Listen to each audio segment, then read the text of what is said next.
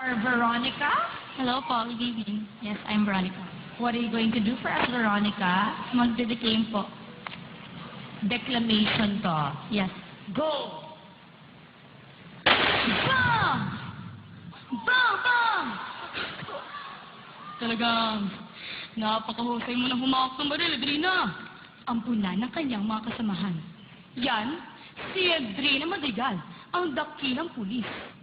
Nang lumalakad si Adrina sa kalsada, nasalubong niya ang isang salamangkero. Tingnan niya, sombrerong ito. Walang malaman, di ba? Bibilang ako ng 3 at lalabas ang Halapate! Lipad! Lipad! Lipad! Biglang humarap sa kanyang isang ama na nagmamakaawa. Naku! Manang pulis! Ang mga anak ko hindi makalabas sa susunog naming bahay! Iligtas niyo po sila! Nauna! Iligtas si Adrina ang mga kabataan. Maraming salamat po at iniligtas mo ang mga anak ko sa kapahamakan.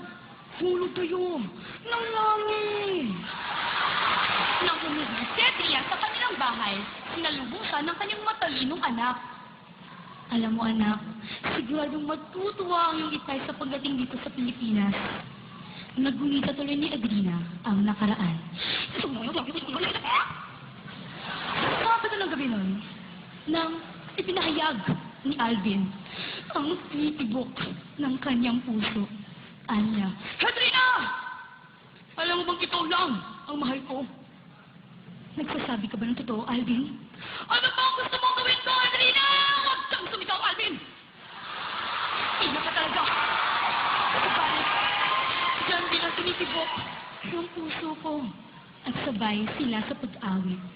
Ikaw ang bigay ng may kapal. Tugon sa aking nasa't walang ikahatimang saglit na sa'yo'y ipapalit ang ibig na ikaw. Siyempre, ang hantungan ng kanilang pag-ibigan ay isang engranding kasal. Congratulations! Who wrote the material for you?